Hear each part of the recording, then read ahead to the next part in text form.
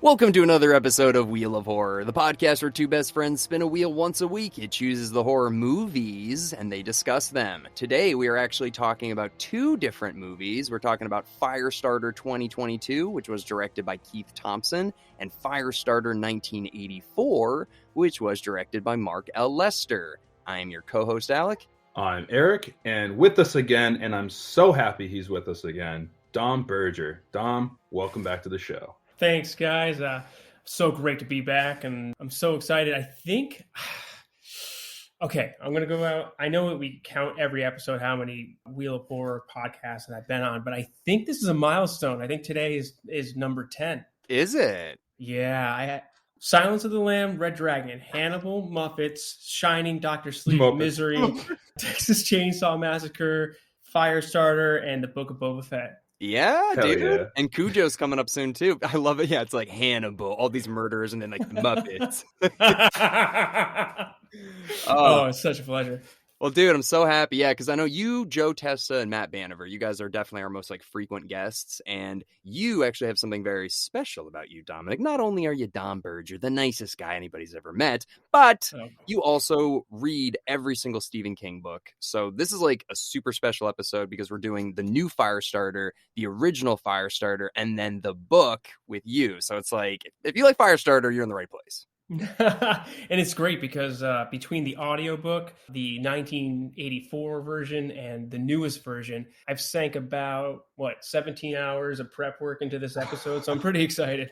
Well, good. I want to get all of your feedback on everything, but just like for the start for everybody, what's everybody's experience with these films? Is this your first time seeing them? I'm assuming you have not read the book, Erik, like myself, but what's everybody's history with Firestarter? I'll kick off. I saw the original with Drew Barrymore when I was young. I think it was on TV, like Sci-Fi or something. Never read the book, and this was obviously my first time watching the new one. But I always liked Firestarter. I thought it was really, really good, the original movie. Yeah. What about you, Dom? Yeah, I'd never seen either one of the movies, and it's really great to see the two of them together. I can't wait to hear your thoughts, but like, this is the right way to do it. It's a really I won't even start, but like, so Alec, how about you? You've seen the movie before? Dude, I haven't seen any of them and I've never read the book. So I am like, I didn't know anything about this movie, but yeah, man. Yeah, why don't we start with the movie though? So 1984, Stephen King is just on a goddamn roll, Carrie, Cujo, Christine, The Shining. It's just like every year, the Dead Zone is nonstop. So the book came out in 80, the movie came out in 84, Drew Barrymore's coming off of E.T. So it's like, hey, this is probably going to do pretty well. Surprisingly, it did not. Yeah, I don't know about you, Erik, but when I was looking up these two movies, my TV's like, it tells you the audience and the rating scores, and both of them were in the green, which is like bad. So I was like, oh no, like this is going to be, and obviously I have the first fear where it's like, oh, a child actor, even if it is, Drew Barrymore, who was great in E.T., you're like, oh, this is a tough story. Yeah. So it didn't do well. No, it made more than its budget, so it wasn't like a complete flop, but I think it was a $14 million budget and it made, I want to say 17 in its opening weekend. But I mean, still pretty good. I also heard that Stephen King hated this version. Like, yeah, so yeah, it made 19 million at the box office. So pretty bad. $12 million budget, 19 million box office. But yeah, apparently Stephen King, this is like one of his least favorite ones. So that's not a great start, bad money, bad reviews, and the guy that wrote the book is like, I don't fucking like this movie. I didn't do a ton of research, but I know that John Carpenter was originally slated to direct the original Firestarter. And do you know what he ended up directing, Erik? I'm gonna guess The Thing or something. Or no, he did The Thing and it flopped or something. Or I forgot what happened. So instead of directing Firestarter, he actually directed another Stephen King adaptation. He did Christine. Oh, okay. So, Interesting. Yeah. Also a good book. He'll come up later, though. I think John Carpenter's going to come up later in this conversation. Yeah, we'll talk about John Carpenter again at some point. Yeah. So this movie, obviously it's a Stephen King movie, so it's like it's never going to be horrible. But what did you guys think of the 1984 one? Did you enjoy it? Yeah, like likes and dislikes, right? I think some of the practical fire effects, I was like, holy shit, that's some budget right there, and that's pretty cool. Just letting balls on fire and ziplining them. Yeah. Pretty much the only way I would imagine they did it. They did. You're right, Erik. You're right. And you're like, wow, that is 1980s filmmaking at its like most authentic. And I'm kind of glad I watched this one first. Did you guys watch this one first or the 2020 version first? 2020. I mean, the Yeah. 2022 version. Yeah, me too. 2022 version first. So interesting. What did you? So I mean, I like that. I wasn't too big of a fan of like the Andy McGee push. You know, he grabs the side of his head and his nose bleeds. Mm. Now, Alec, I know you don't watch Stranger Things, but this is like, so in the show Stranger Things, there's this girl 11 and she can use her telekinetic powers. And when she does it, it makes her nose bleed. And it's definitely an homage to this. Homage is one word for it, yeah. Dude, that was great. But yeah, you're right. I did know that that's a thing the little girl in Stranger Things does. But yeah, I mean, I'm assuming it was pulled directly from this because it's like the same exact thing. It's a little girl that uses telekinetic powers and stuff. Even the way they put the different like things on her head, like the scanners on her forehead, track her powers, like that's very Stranger Things. But so like not knowing anything about this, like and watching this movie, like did you understand that this was a trial? I think that the love story between Andy and his wife in the 1984 one is just like it moves so quickly. Oh my God, it's like non-existent. And then like they're like, oh yeah, I love each other. Like I know that they definitely cut something down because it just doesn't really flow. But I'm thinking, oh God, if I'm watching this for the first time, I'd be so confused. This guy flirts with a girl for 2 seconds, and then all of a sudden they do some drugs, and they're like, yeah, you know what? You're my wife now. That's how they're lockier. This is her film debut. Oh, yeah, she was dude, 21, and she has a kid already. It's like, oh boy, times are different. You're right, Dom. It's funny because I did watch the new one first, and then obviously their relationship is much more fleshed out in the 2022 one. So I already kind of knew that going into the 84 one. So her having it already start in the action of the mother's dead and they're already running away, I didn't mind that. I actually prefer that. And you're right, though. If I had seen it the other way, I might have been very confused. I was like, who the hell is Heather Locklear in this movie? Well, it's interesting. So this version is literally beat by beat with the book. Which one? So 1984 is the book entirely. Good. It is like there's a few changes, but like the reason the movie at 2 hours feels so like quick and disjointed is because they jammed almost every beat of this book into it. And then when I saw the 2022 version, like we'll talk about this later, but I was like, what the fuck is this? Okay. That was like obviously my main question was going to be like, which one was more true to the book? So the 84 one then. Oh yeah, 100%. Okay. And Erik, talking about like people's debut and whatever. So this story is about, a father and a daughter that have special abilities. They're on the run from this secret organization, that's chasing them down for some reason or another. And they're pretending to be different people. And Andy, brings them to this farm with this guy, Irv, and his wife. Irv's got to be like 70 or 80 years old. And Irv's wife looks like she's 42. Yeah, that's true. That's a good point. I liked Irv in the 84 one. Me too. A little bit more. Just like he's straight up like Constitution, like no, these are my rights, and it's like okay, relax. And the other guy's just more of a drunk, like, right? Dealing with tragedy. The wife thing too. It's like I don't know. I kind of liked seeing like a happy relationship as opposed to like a guy that's like drinking himself to death and his wife is dying in the side room. Like I don't know. Well, so the end of this one is the ending. She goes to Irv at the end. So in the book, they go through this whole thing. They get captured, just like the 1984 version, right? And then she escapes back to Irv's farm. Then from there, she leaves. And in the movie, I think she gives her story to the New York Times. Yeah. But in the book, she gives her story to Rolling Stones magazine.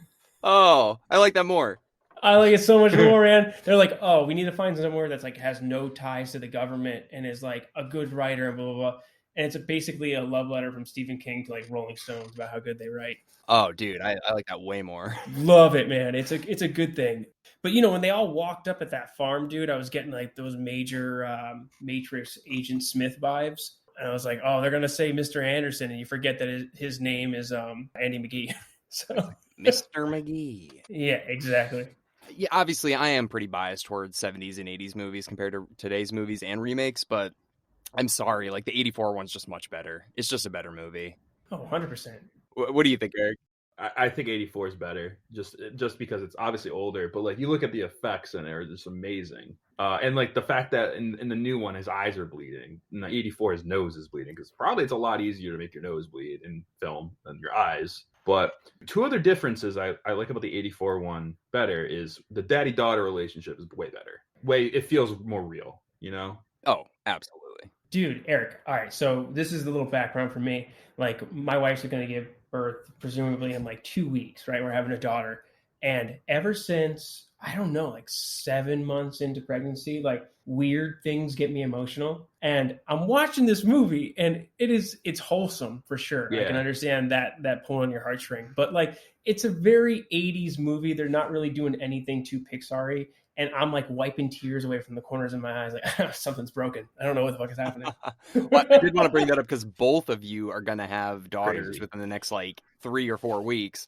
Oh, So- no. Kind of a coincidence that we're watching this film. We're both I having daughters. know. Dude, I was thinking maybe that's why I'm doing this one. I was like, oh, maybe that's a good read. Like, All unintentional, but that's still Oh. wild to me. And like we're like less than a month apart from each other. So that is crazy. that's cool. Do you guys ever get nervous that you're going to have like a mutant kid that can shoot I hope. No, I'm fireballs? kidding. Oh, I guarantee Oh, I hope so. No, I'm kidding. That'd be, I mean, who knows? Well, here's the other thing I wanted to bring up. So in the 84 version, they sign up for this lot. Like, hey, we'll pay you $60 and you get to put this chemical in your body. Did they sign up for it in the new one? Yeah. The credits, it didn't, like, was so quick. I think they did because they're asking a lot of questions and stuff. Like, do you party? Like, do you go to school and stuff? And do you do Okay. drugs? I think they definitely signed up for it. I don't know if they were aware the extent. Oh, okay. All right. So, but that was kind of what I wanted to say, because it made it seem like more genetic. Like, I don't know if it came, I don't know, but I was getting confused with that. So I wanted to make sure that was both, like, they both signed up for it. Yeah, it's like a running theme in the book, right? So the whole thing was the reason they did these studies is that they offered $200 to these college kids, right? Damn. And like the whole book, Andy McGee thinks to himself, like, was it worth it for my daughter to be like persecuted her whole life for $200 on a desperate weekend? And it just keeps coming up over and over and over again.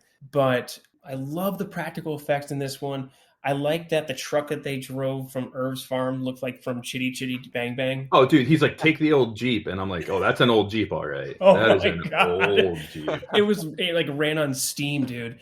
And then, what did you guys think of Rainbird? He's like the, Oh, yeah. he's the guy that has his hair all in a ponytail. Yeah. And he judo chopped that dude, like the Nutty Professor. He just like judo chopped him in the nose. And that's how All he killed him. Dude, his character is amazing. He was so good.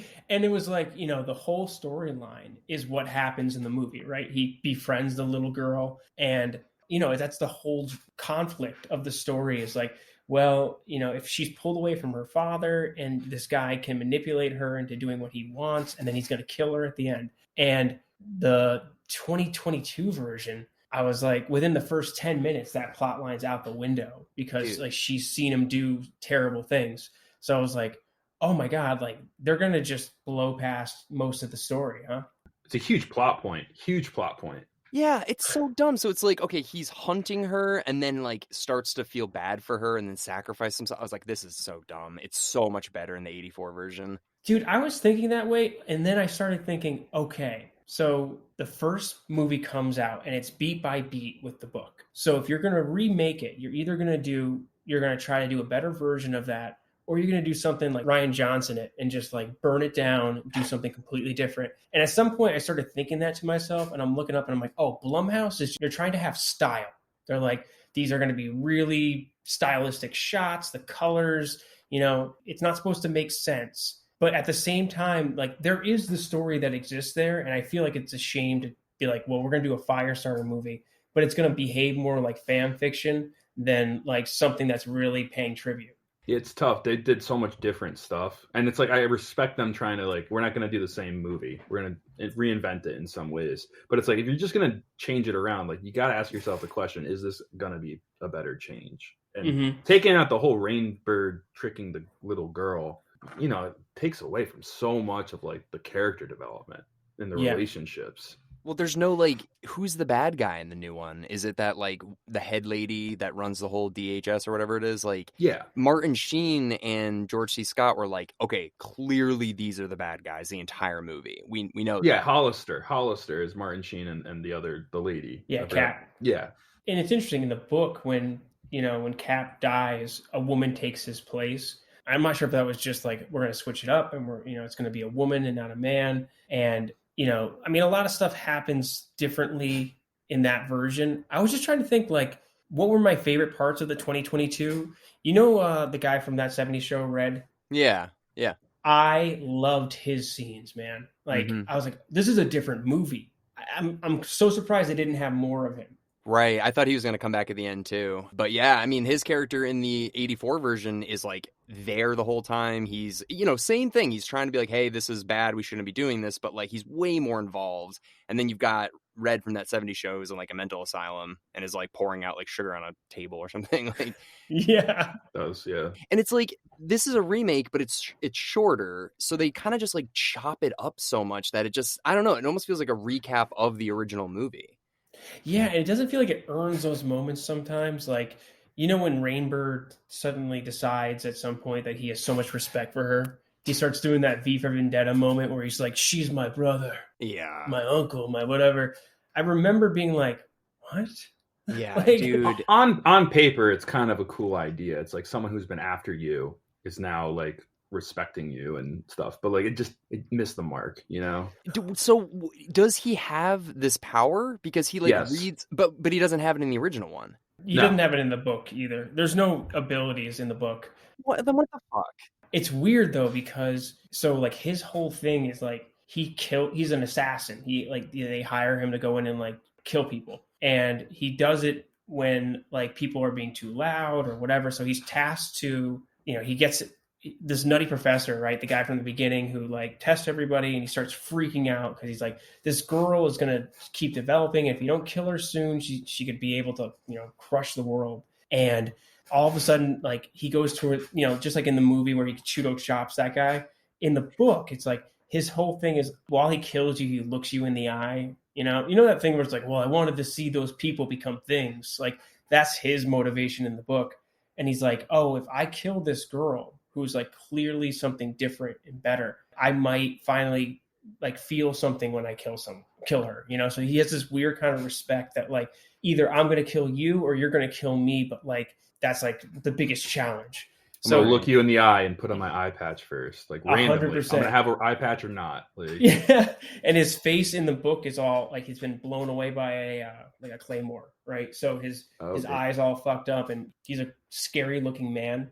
So that's how he kind of manipulates her to talking to him, is that he's like, I'm just a janitor and no one talks to me because I'm ugly and I'm disfigured, and she feels bad for him. And meanwhile, they talk about Andy giving him a little pep talk. He's like, stop taking drugs, right? But in the book, so he's super high, they drug him every day, and he can't use his powers when he's drugged. So in a dream, he pushes himself. He has this like weird manifestation where he like uses his ability to push off his addiction, and he sobers up, and no one knows that he's sober. They all think that he's still stoned.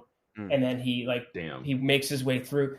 Dude, that black guy who smiles really big? Like the Dr. Pichois or whatever his name is? Yeah. So in the book, he's the first person that Andy pushes while he's locked up because he's trying to get information about his daughter. And what happens is when you push someone, they talk about in the book, if you do it too hard and too much, it creates a ricochet in their brain, and they start like losing their grasp on things, and it will drive them crazy, and they'll lead to like either their death or a psychotic break. So this guy, he's getting information out of this doctor, and he pushes too hard. And today's episode of Wheel of Horror is brought to you by Bard's Clothing. Remember that one time you bought a Cool Cat shirt, and now you get bombarded with calls and ads for Cool Cat shirts? Well, at Bard's Clothing, the focus is on you and your story. A custom clothing company producing casual knits, button-down shirts, suits, and much more. All of Bard's Clothing garments are created right here in America, so you don't have to worry about slave labor or killing the environment. Buying with intention to tell your story has never been easier. Go to bardsclothing.com to book an appointment, and be sure to follow them at bardsclothing on Instagram. This doctor used to cross-dress back in the day.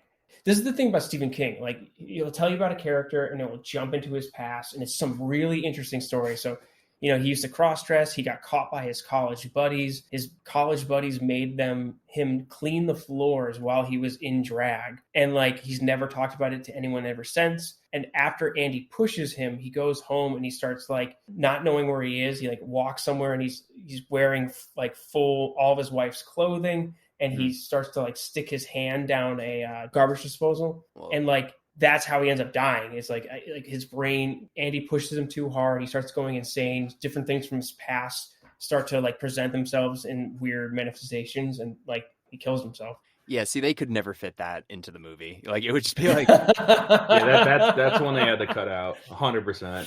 But they do sort of mention that in the remake a little bit, with Zac Efron being like, if I mess around in their heads too much, like, we don't know what they could do. I'm not going to push my own daughter. So, like, they do kind of acknowledge that, but not to the degree of, like, cross-dressing teachers from, like, the 40s and stuff. Yeah, and I like the 2022 version. I like that they kind of, in a way that, like, they equate it to contemporary times. It's like the technique that Charlie uses to, like, calm herself down at first is like an anti-anxiety, thing. Like something you would find nowadays when you get too anxious, and they're like, take in different things in the room, have your mind focus on a lot of different things, and it will, like, your anxiety will seep out of you, something to settle down.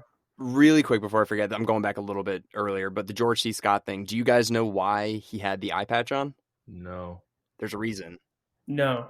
That was just random. So, all right. So the reason was this movie actually had 0 accidents on set, the original one from 1984. So all practical effects, real fireballs, real car explosions, real people lighting themselves on fire. No one got hurt. The only injury in the entire set of this movie was George C. Scott got an eye infection from wearing that contact lens. Oh, damn. No. Yeah. So then towards the end of the shoot, he's like, I'm not wearing this anymore. So that's how they put the eye patch on. Dude, I was wondering. I'm like, it's why? So random. I had a why feeling. is he wearing it now? Yeah, I know. Because they never really explain it. And it's almost kind of like the thing where it's like, oh, maybe my eye is scaring her, so that's why I'll put it on. But they don't say that. But she's already seen him without the eye patch. Right. Yeah, he wears it in the book. Like, that is actually an accurate thing. He wears an eye patch. But when he first walked in, he didn't have the eye patch on. And then he put it on. And I was like, wait, did they just like forget about that and knew it was part of the book, so they threw it back in there? That's a great story. He just drops the line. He's like, I have a sty. Like, yeah, but I just thought that was really interesting. That is funny. What didn't you guys like about 2022? I'll go real quick. I have one scene. Well, first of all, the puberty jokes. There's like 2 or 3 of them. Mm-hmm. Like where he's just like, she's not going through puberty, is she? Is she? And like, oh, we should get your mom to talk about this one. Remember? There's like multiple puberty jokes. I'm like, okay, those missed the mark. But I didn't like the scene where she kills the cat. Yeah. Oh, that was brutal. And then, no, that didn't bother me. But they go to bury the cat, and they're like, we pray that this cat does, and they bury it and everything. It's like, oh, and yeah, God bless mommy, who also just died like 10 minutes ago. It's like, it kind of took away from the severity of the mom just dying. It's like, you're taking this time for this cat right now, and you didn't even like focus on the mom. Yeah. It felt weird. No, I agree with you. I don't know. That scene, that scene messed me up. I didn't like either of those either, but my biggest gripes were, I thought the CGI looked pretty bad, to be honest with you. And then the ending was just like, what is this? Very forgettable. The character motivation of Rainbird just turning that quickly and then just like, I'll be your dad now. I'm like, walk out together. I was like, this is dumb. This is just, and then also the little girl escaping on her own and then like figuring out where these people are. And like, I know she has powers and she can find her dad or whatever, but I'm just like, just take her with the dad. Like, come on. I will say one thing I do like. Yeah. And that's the music. Loved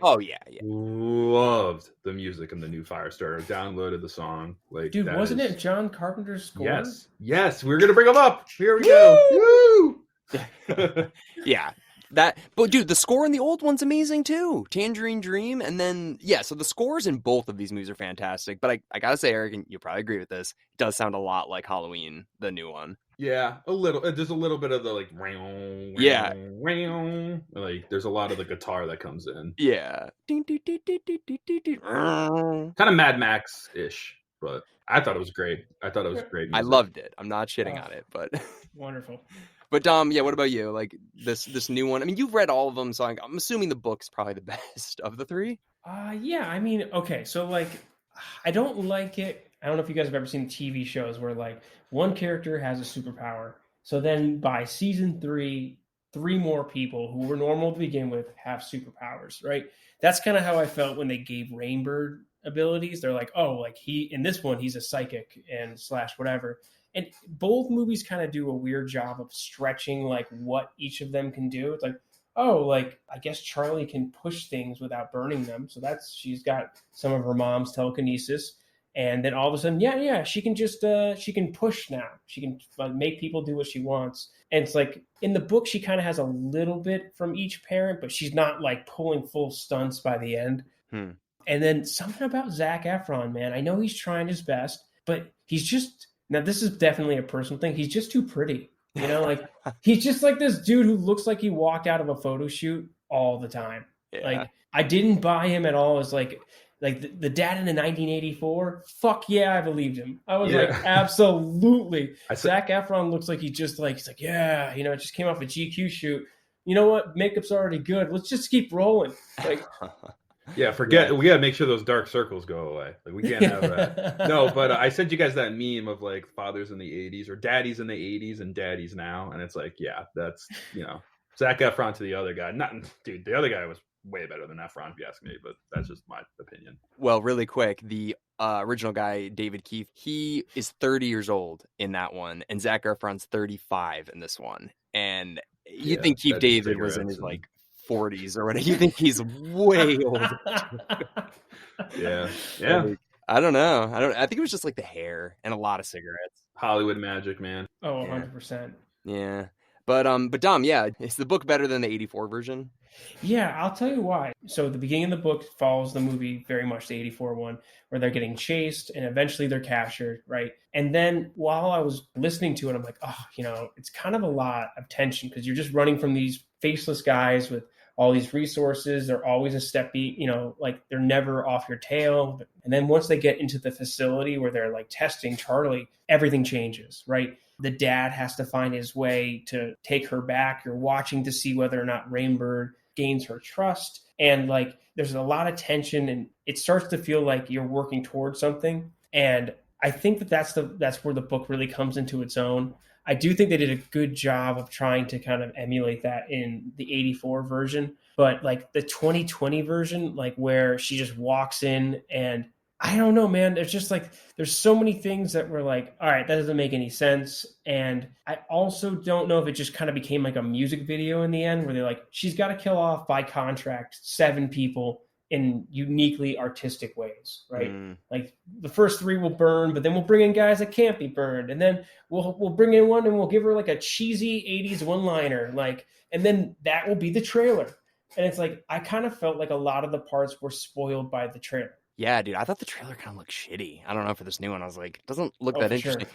But what you said, Dom, is I think the entire reason I like the 84 version more, and I'm sure I'd like the book more too, that's what's interesting to me is them being in the facility and like seeing all the nuances of the characters interacting with each other and hearing the dialogue. It's like the entire 2022 version is them just running. You're right. And then by the time they get to the facility, it's like, okay. And then she just has her like Khaleesi moment and she just like, you know, dragon fires everybody. And so I was just like, I don't know. I wasn't as interested in just seeing a spectacle. I want the character development, which I didn't feel we got. Last thing I just want to mention too, I'm sorry, but like, I don't think there are suits that can withstand like a flame thrower just being shot at you like that up close, that nonstop. I don't think they can work, but maybe I'm wrong. Maybe I'm crazy. No, I mean, in like they were showing the temperature spikes in her blast. It was like 6,000 degrees. Blah, blah, blah. It's like, yeah, you might be fire retardant, but like the amount of heat that's doing, it will burn the air in the room. Like you won't be able to breathe. She's melting cinder blocks and exactly. No thin ass suit is going to stop that temperature. Yeah, that's crazy. But that's my favorite part of the whole Firestarter story is the fact that this little girl someday could have the power to just, I think the 84 version, the doctor said something along the lines of she could take the world and crack it like a china plate in a firing range. Dude, and that was like such a cool